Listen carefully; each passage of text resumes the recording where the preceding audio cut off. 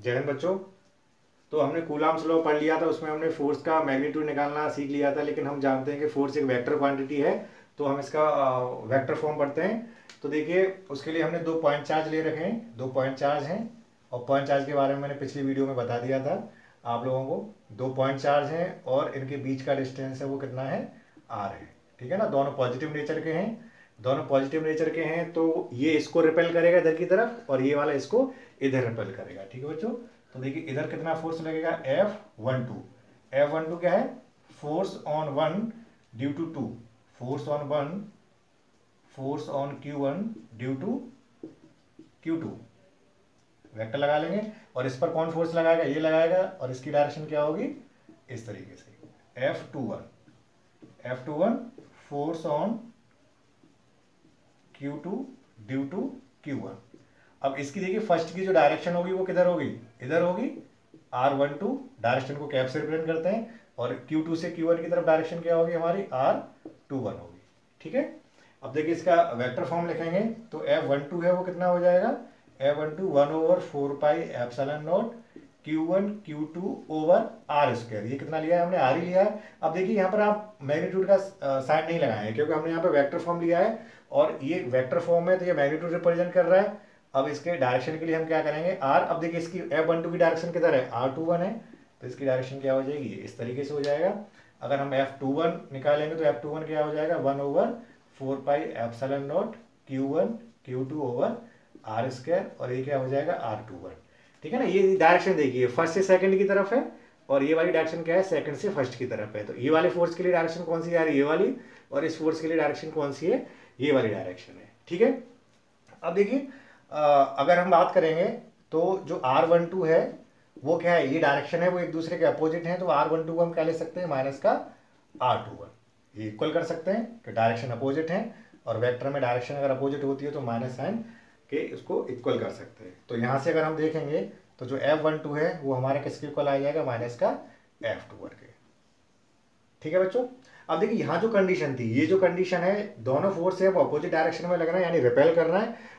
ठीक है ना, यहाँ से क्या क्लियर हो रहा है कि दोनों जो फोर्सेज हैं वो अपोजिट डायरेक्शन में। अगर हम इसका मैग्नीट्यूड निकालेंगे तो F12 किसके इक्वल आएगा, F21 के इक्वल आएगा, यानी दोनों फोर्सेज की जो वैल्यू होंगी, रिपल्सिव फोर्स होंगे, वो आपस में क्या होंगे, इक्वल होंगे, लेकिन डायरेक्शन क्या रहेगी, दोनों की अपोजिट रहेगी। ठीक है ना, अब देखिए प्लस प्लस है तो रिपेल करना, ऐसा नहीं है कि अट्रैक्शन है तो वो अलग अलग हो जाएंगे, वो भी सेम रहेंगे। तो देखिए यहाँ पर ये कंडीशन है Q1 into Q2 is greater than 0। ठीक है ना, यानी ये अगर माइनस माइनस होंगे तब भी रिपेल करेंगे, प्लस प्लस है तब भी क्या कर रहे हैं, रिपेल ही कर रहे हैं। सेकंड कंडीशन अगर हम लेते हैं, अगर Q1 Q2 की वैल्यू क्या है, लेस देन 0 है, यानी एक पॉजिटिव नेचर का है और दूसरा क्या है, नेगेटिव नेचर का है, तो ये दोनों क्या करेंगे, रिपेल करेंगे। यानी ये वाला इसको कौन रिपेल करेगा, ये करेगा, तो इस पर कितना फोर्स लगेगा, 1 पर, सेकंड लगाएगा, किधर लगाएगा, इधर लगाएगा, सेकंड पर कौन लगाएगा, ये वाला लगाएगा, तो इधर फोर्स क्या लगेगा, F21 लगेगा, और इसके लिए डायरेक्शन क्या है, F12 है, R12 है सॉरी, और इसके लिए क्या है, R21 है। तब भी यहाँ पे कंडीशन क्या आएगी, F12 इक्वल टू माइनस का F21। अगर मैग्नीट्यूड की बात करेंगे तो F12 किसके इक्वल आएगा, F21 के इक्वल आएगा। ठीक है, तो यहाँ से देखिए वेक्टर फॉर्म से ये क्लियर हो रहा है कि दोनों फोर्सेज है वो हमेशा अपोजिट डायरेक्शन में लगते हैं, लेकिन उनका जो मैग्नीट्यूड है वो क्या होता है, हमेशा इक्वल होता है। अगर हम वेक्टर फॉर्म के इंपॉर्टेंस की बात करें तो इसकी इंपॉर्टेंस क्या है, तो फर्स्ट इसमें क्या है कि ये जो वेक्टर फॉर्म है कूलाम्स का, वो किसको ओबे करता है, न्यूटन्स थर्ड लॉ। किसको ओबे करता है, Newton's third law of motion को। ठीक है, Newton third law of motion क्या है, एक्शन रिएक्शन का है। उसमें भी क्या होता है कि दो फोर्सेज जब अपोजिट डायरेक्शन में लगते हैं, लेकिन मैग्नीट्यूड क्या होते हैं उनके, इक्वल होते हैं। सेकंड है, ये हमेशा कैसे होते हैं, सेंट्रल फोर्स। कैसे होते हैं ये, सेंट्रल फोर्स। सेंट्रल फोर्स का मतलब क्या है कि दोनों फोर्स है जो लाइन जॉइनिंग में अगर लग रहे हों। ठीक है ना, ये फोर्स क्या है, इन दोनों की लाइन जॉइनिंग में लग रहा है, और ये भी फोर्स इन दोनों की लाइन जॉइनिंग में लग रहा है, तो ऐसे फोर्स को हम क्या कहते हैं, सेंट्रल फोर्स कहते हैं। और ये फोर्स क्या है, इनवर्स स्क्वायर लॉ को फॉलो करते हैं। किसको फॉलो करते हैं, इनवर्स स्क्वायर लॉ।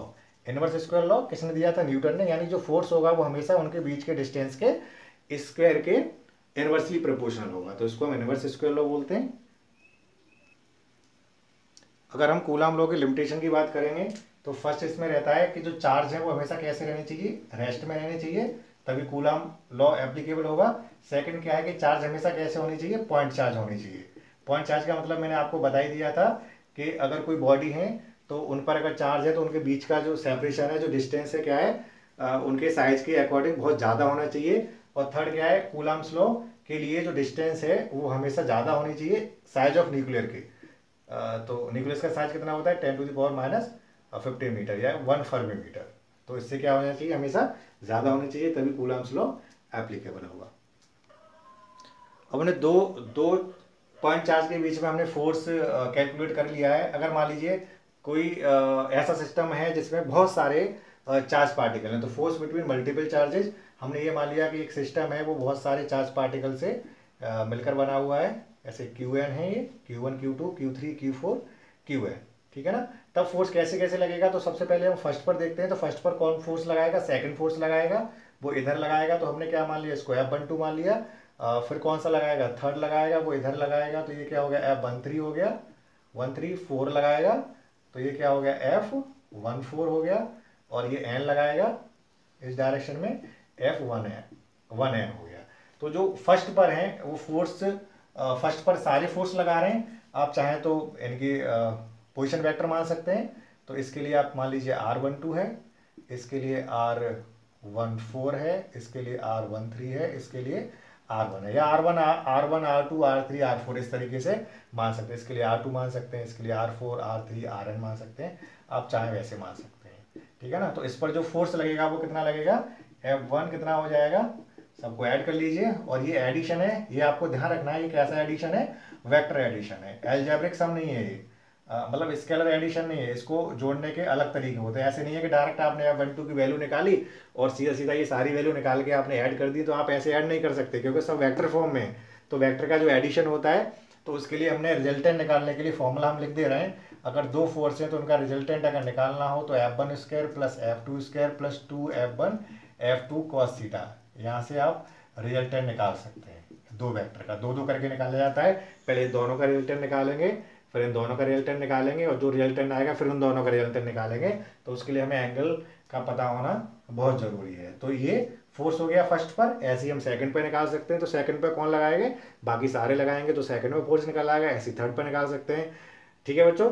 अब देखिए ये बात आपको ध्यान रखनी है कि अगर दो चार्जेस के बीच में मान लीजिए 10 न्यूटन का फोर्स लग रहा है, मान लीजिए Q1 Q2 दो चार्जेस हैं, इसकी कुछ वैल्यू दे रखी है हमें, इसकी कुछ वैल्यू दे रखी है, और इनके बीच में जो फोर्स लग रहा है वो 10 न्यूटन का लग रहा है। अब क्वेश्चन को कभी कभी पूछ लेता है कि अगर थर्ड चार्ज पार्टिकल को इनके इलेक्ट्रिक फील्ड में कहीं भी रख दिया जाए या इनके बीच में लाकर रख दिया जाए, तो बताइए इस फोर्स पे क्या इफेक्ट पड़ेगा। तो बच्चों इस फोर्स पे कोई भी इफेक्ट नहीं पड़ेगा, यानी दो चार्ज पार्टिकल के बीच में, पॉइंट चार्ज के बीच में अगर फोर्स लग रहा है, तो अगर थर्ड चार्ज पार्टिकल को लाके रख दिया जाए तो वो उस पर कभी इफेक्ट नहीं डालता। ये क्या करेगा, इस पर अलग फोर्स लगाने लगेगा, और ये वाला इस पर अलग फोर्स लगाने लगा, और इन दोनों के बीच में 10 न्यूटन का फोर्स तो है ही। तो आई होप आपको ये पसंद वीडियो समझ आया होगा, वेक्टर फॉर्म आपको समझ आया होगा, फोर्स बिटवीन मल्टीपल चार्जेस समझ में आया होगा। जो नेक्स्ट वीडियो हमारा आएगा वो हम कूलम्ब्स लॉ पे न्यूमेरिकल सॉल्व करेंगे, जो नीट एग्जाम में प्रीवियस ईयर में पूछे गए वो सारे क्वेश्चन हम सॉल्व करेंगे, और जो भी कॉम्पिटिटिव एग्जाम के पर्पज से क्वेश्चन इंपॉर्टेंट होंगे वो भी हम न्यूमेरिकल करेंगे। जय हिंद।